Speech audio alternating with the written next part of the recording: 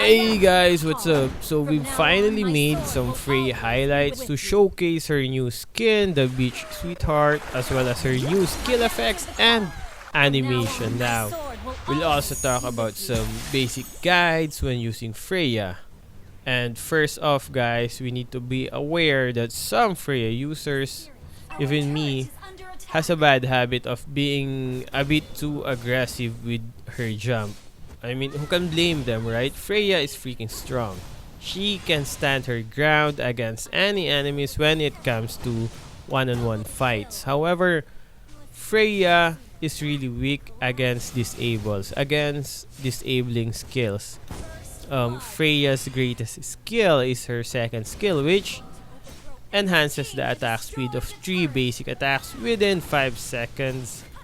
And the third attack, the third strike, stuns the targets in a forward fan-shaped area and deal additional damage. Now, that is a great skill since there's no limit of number on how many opponents she can stun as long as they are in that fan-shaped area. And the range, guys, actually the range for that stun is quite large. However, she needs to deal the third blow, the third strike for the stun to get triggered. And Freya relies heavily on that stun. Even the whole team relies on her stun. So if she gets disabled and can't deal the third strike, then it's gonna be hard for Freya and her team. Because that stun not only helps you kill enemies but prevents you from getting killed as well. This prevents enemy heroes with burst damage to make instant kills. Anyways, we can't stress enough on the importance of Freya's stun. That's why you have to watch out for opponents that have good crowd control. Now, let's talk about the build, guys. The first build you're seeing is the one being used by the global rank 1 Freya. This build can be hard to use if your team is at a disadvantage in the early game, since as you can see, you are very squishy right until you get Hasa's Claw and Immortality. However, this build can be very damaging since you're jacked with attack speed and critical hits. If you pull this build off, then there's a huge chance that you'll be the team's carry.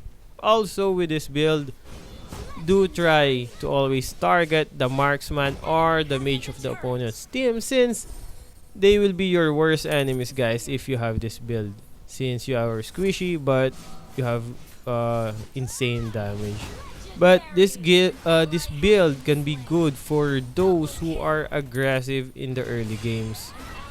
Now, the second build, guys, the second build you're seeing is the one I used on the videos I made on this video. This is a more safer build for Freya since you have Hasa's Claw and Magic Blade early on. However, you don't get that much damage compared to the first build, but you'll have more survivability. This will help you play your role as a charger and have a more stable gameplay in the beginning of the game. That first skill of Freya is a huge help in clashes since it pulls the enemies towards you. However, that means that you'll most likely be targeted by most of the opponents. That's why we need the Magic Blade. That shield is a lifesaver, guys. By the way, for those of you guys who don't know, Magic Blade provides a plus 60 physical attack, 24 magic resistance, and provides a shield that can absorb 510 to 1350 damage when your HP drops below 30%. And that's huge, man. That shield really makes the difference. By the way, guys, we use Inspire, the battle spell.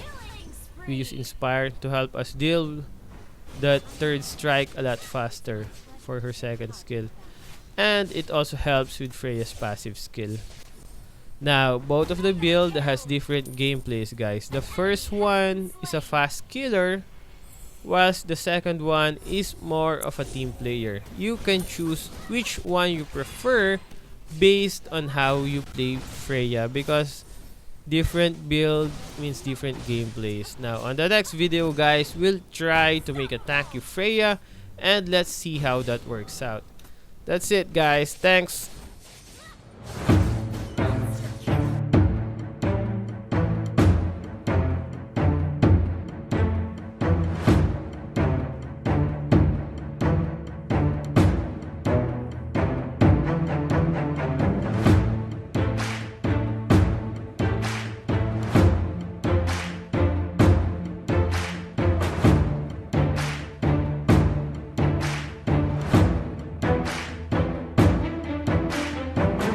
It's impossible to turn back the time, but memories don't fade when they're filled with pain. Yet we endure for our friends that passed to a world where the light is black.